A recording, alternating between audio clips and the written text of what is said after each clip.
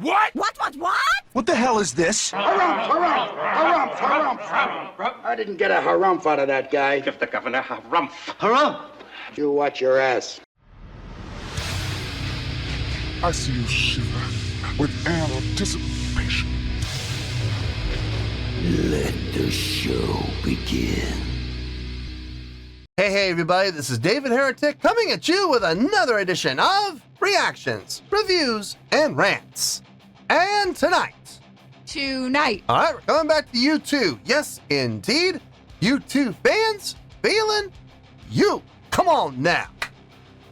Here we go. Before we go any further, for those of you who are feeling inclined to doing all of the clicks and the likes and the bibbity-boobity bop, do me a favor, before you do all that stuff, please watch the whole video first, okay? Give me a chance to actually earn those clicks and likes. Now, after the video's done, if you still feel like doing all those clicks and likes, then by all means, feel free to click away. This comes as a request from Steve Smith, and this is actually one of Steve's 3 prioritized requests for the month of June for being a gold tier member on the Patreon page. So, here you go, Steve. Hope you enjoy the show.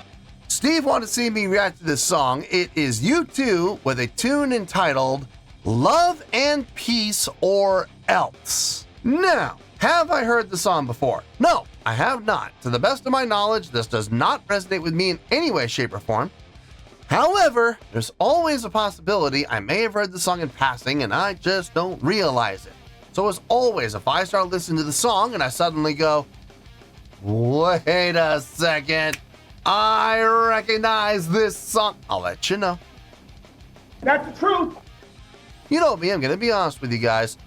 Let's see, this was posted by U2, no surprise there. And the video has 419,000 views. It'll get you there. Other than that, there's really nothing else left to say. Link to the original video will be down below in the video description for your viewing pleasure at your leisure. Let's get started. What do you say? Are you ready? Are you ready? Because here we go. All right, here we go. U2, Vertigo live from Chicago 2005 full concert. Yes, it is a full concert. Steve wanted me to start at 51:27, which is right where we're at. And I'm supposed to stop at 56:30. So 56 and a half minutes. So basically this is like a 5-minute song. Well, we all know how that goes. Sometimes I hit the mark, sometimes I don't. We'll have to wait and see how this one goes. And I got the hiccups. Something awful right now. Dear Lord, how did this happen? I don't know. Maybe I might need this. I might just need this. Oh, Jesus. There we go. All right, let's do this. Oh. All right, boy, let's do this.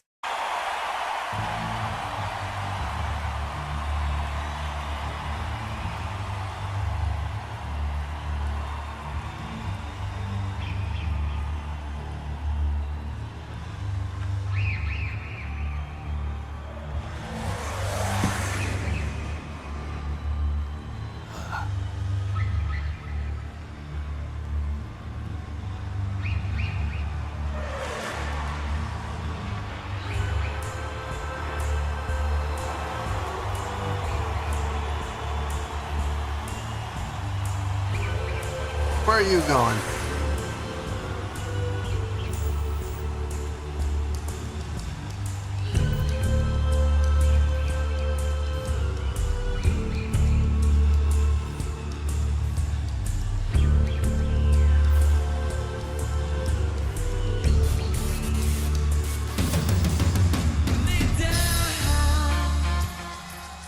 Lay down, lay your sweet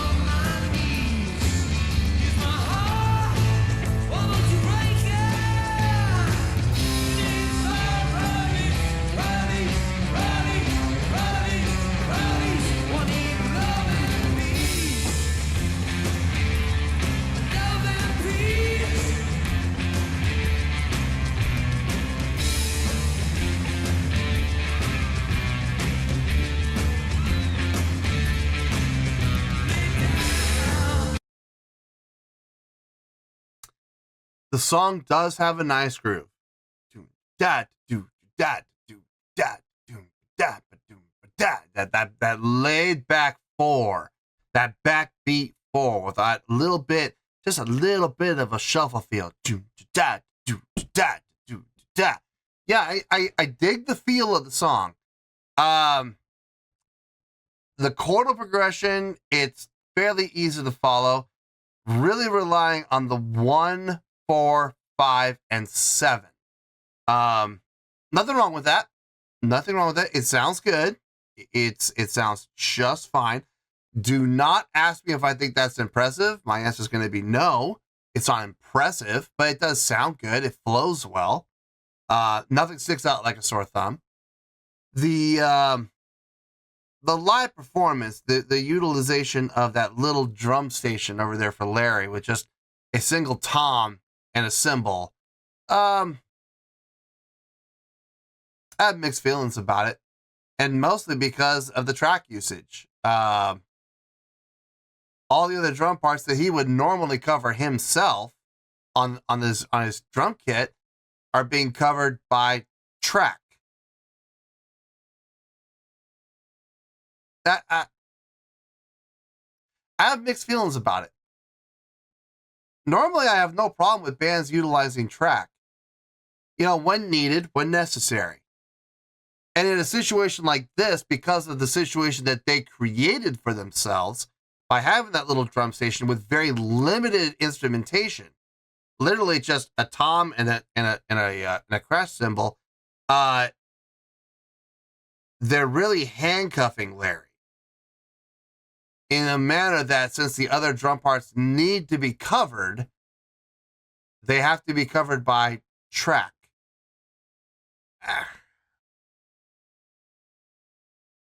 For the sake of showmanship, I get it. I mean, I absolutely get that. And listen, you got to do what you got to do to get those parts covered for the sake of showmanship in a live setting. Yeah, sure.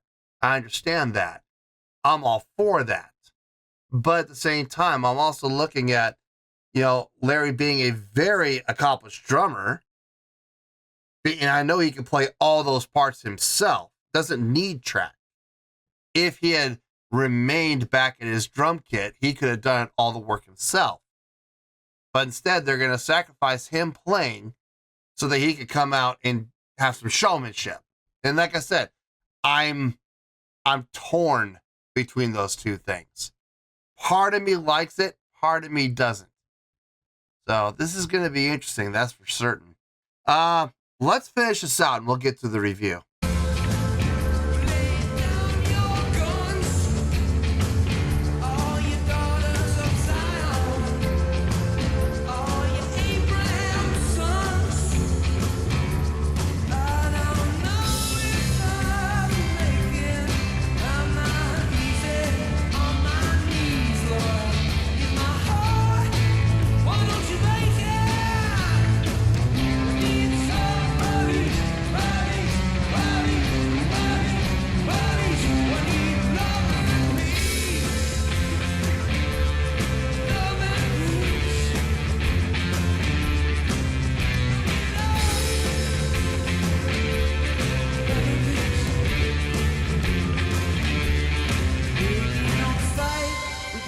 This thing through, I can call or you phone, can be me or you. The TV is still on, the sound is turned down, and the troops on the ground are about to dig in. And I like that where's layout. The love? Where is the love? Love. Bass come in by himself. I like that. That makes sense.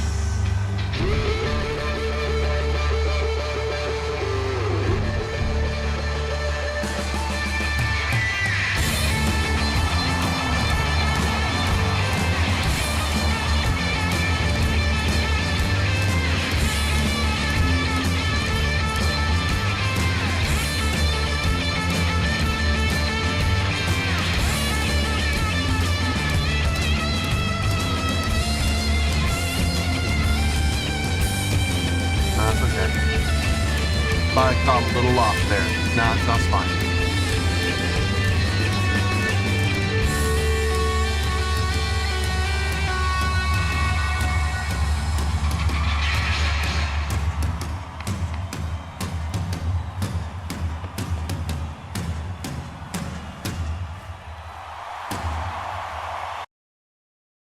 56:30. That's where I was supposed to stop. So there it is. Yeah, I got mixed feelings about this performance.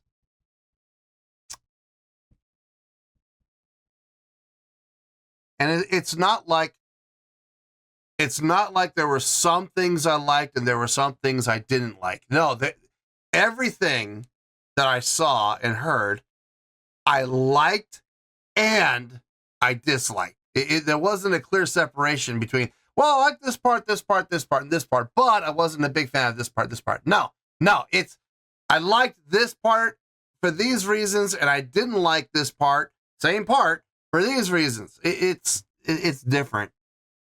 It's definitely different. I'm not sure how this one's going to go. I really don't. We could be in the positives. We could be in the negatives. I'm dead serious. We could find ourselves in the 7s, or we could find ourselves seriously down in the 4s, maybe even 3s. I'm not sure. I guarantee you, we're not going to be in the 9s, and we're not going to be in the 8s. But on the flip side, we're not going to be in the 1s and 2s either. It's going to be somewhere between 3s and 7s, somewhere in there. I have no idea where, though. Oh, boy. All right, let me get my thoughts together. I'll see you in the review, and we'll talk about it. Well, there you go, folks. That was U2 with Love and Peace or Else. This was a request from Steve Smith. And this was actually one of Steve's 3 prioritized requests for the month of June for being a gold tier member on the Patreon page. So there you go, Steve. Hope you enjoyed the show. I struggled with this. I was really conflicted. And to be honest with you, folks, I still am a little conflicted. I have a score, and I'm going to say it's a tentative score. Like I'm like 80% sure this is where we're going to stay. But there is a chance this score might move up or down during the course of my review. It might change my opinion. I don't know. But I have a score. We're going to give it. And like I said, I'm like 80% sure we're going to stay here. But then again, we might change. So let's start off with the score and we'll go from there. On a scale of 1 to 10, I'm going to give that overall presentation a 7.0. Yep, 7.0. I feel good about that score. Let me tell you why. Why? Okay, first things first, a 7.0. What does that mean? Well, a 7.0 would translate to a really good skill rating. So overall, I think the presentation was really good, okay? It would also get 4 to 5 stars and a B letter grade. B is in boy. So there you go, a 7.0, really good skill rating, 4 to 5 stars and a B letter grade. Now, how did I come up with that score? So glad you asked. Honestly speaking, this is one of the easiest songs from a chordal progression standpoint that I think I've ever heard from U2. Very easy to follow. Lots of 1s, lots of 4s, lots of 5s, lots of 7s. I mean, there really wasn't a whole lot of complexity to this song from a songwriting standpoint. It followed a very simple pattern and a very repeatable pattern, very recognizable pattern. Now, within that pattern, there was some good things happening within the melodic lines. I don't know if there were any I didn't hear any harmonic lines or counter melodic lines. Like I said, this is one of the most simplistic songs I think I've ever heard from U2. One of the most stripped down. Well, definitely one of the most stripped down songs I've ever heard from U2. That's for sure. It does work. It does sound good. It is pleasing to the ear without question. They didn't do anything wrong. From a songwriting standpoint, everything made sense. I'm just not going to sit here and pretend like I'm blown away by what I heard, because I wasn't. I was a little more blown away by what I saw than what I heard. The song was... It was what it was. It was a very easy to follow, simple song to, groove out to. So, and there's nothing wrong with that. There's absolutely nothing wrong with that. Just don't ask me to pretend like I'm impressed, because I'm not. The live show, this is where I really had most of my confusion. Wasn't anything that Edge did. It wasn't anything that Adam was doing. And honestly, for the most part, it wasn't anything that Bono was doing. The whole thing with Larry, with that little percussion setup off to the side of the loop, with a single tom and a crash. Now, but here's the thing. If that's all we heard during the course of the song was him playing that tom and the crash, I think I would have been far better off with it than what we did here. We heard a lot of track usage. And now here's the thing. People have asked me in the past, do I have a problem with track being utilized? No, I have no problem with track being utilized in a live setting. As long as, they don't try to pretend and fake it. And they didn't, to their credit. U2 definitely didn't. And that's one of the saving graces here. It's not like they had, Adam get behind the drum set and pretend, to play the drums while the track, played over it, and it wasn't a lip sync job. No, they had nobody behind the drum kit, and they had the track playing the drum kit parts that I know for a fact Larry could cover if he had been behind the drum kit. So now this is where showmanship comes into play. And there's that question of how far do you take showmanship?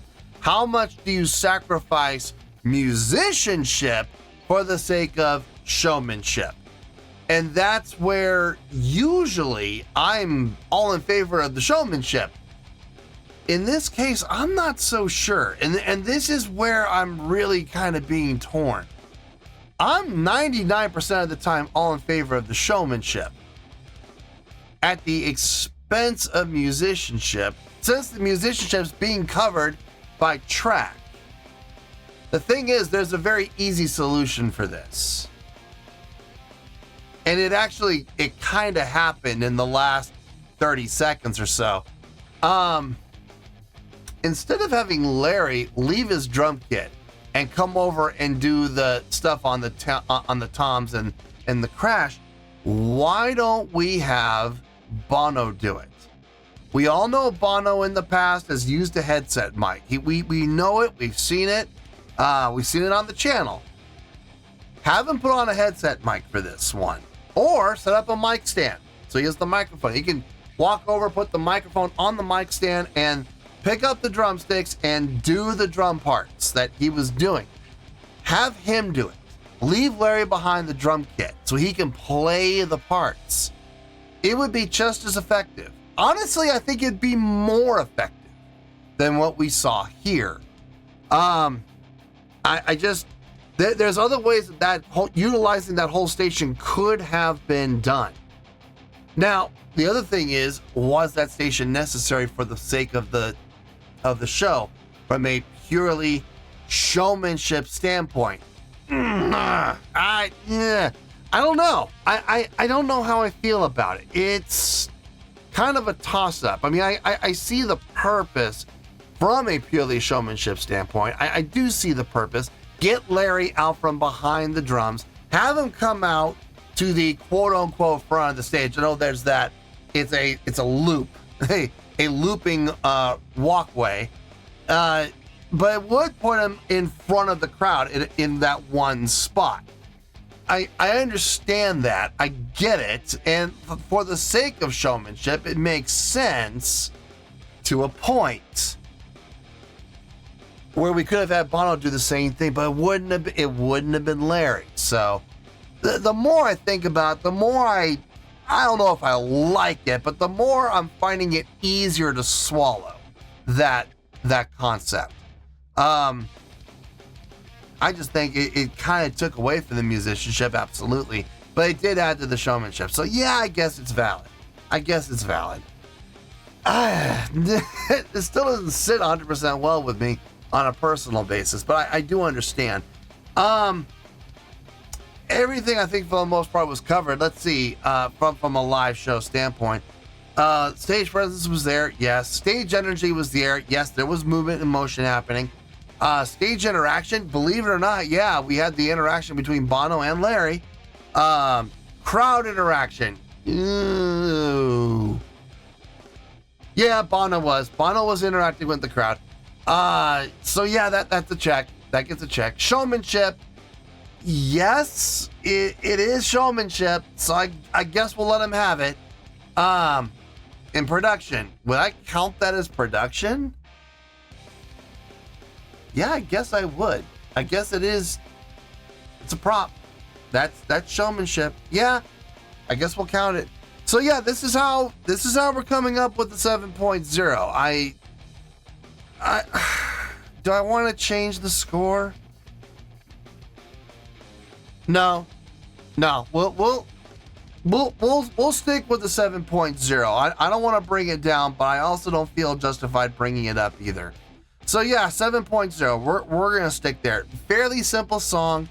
One of the easiest songs I think I've ever heard from a songwriting standpoint from U2. But in a live setting, I will say this: the execution in the live setting, they did cover all 5 checkboxes, and it was interesting seeing the utilization of that secondary drum, for lack of a better word, a secondary percussion station. Sure, why not? We'll call it that. It's a tom and a cymbal. It's technically a percussion station. It's not elaborate. It's not like there's congas and bongos and cymbals everywhere and chimes everywhere. It's not like that, but it is a secondary station, and it was utilized through pretty much the entire song. I just think they could have slimmed it down and had it be Bono on the drums the entire time while he does vocals, and let Larry stay behind the drums, and then we don't have to use the track. Track's no longer even a factor. So, but in any case, 7.0, I feel good about that score, and that's where we're gonna stay. So let's wrap everything up here in a nice shiny bow, shall we? We have a 7.0, which is a really good skill rating, 4 to 5 stars, and a B letter grade. Take your pick, I don't care, whichever one of those floats your boat. Final word, final score, I have spoken. Well, that's gonna do it for this edition of Reactions, Reviews, and Rants. Hope you all enjoyed the show. Hopefully I was able to entertain you. If I was able to put a smile on your face and brighten your day, then I did my job, and I'm so glad I could do it. If you guys feel like joining the fan base, go ahead and click on that button down there. If you guys want to like the video, go ahead and like the video. If you guys want to ring the bell, go ahead and ring the bell. It honestly doesn't make any difference at all to me, but if you guys feel like doing these things, well then by all means, feel free to do so. Well, that's going to do it for the night, folks. Thank you very much for watching, and as always, this is David Heretic signing off, reminding you to stay fabulous and support each other. Later. Peace.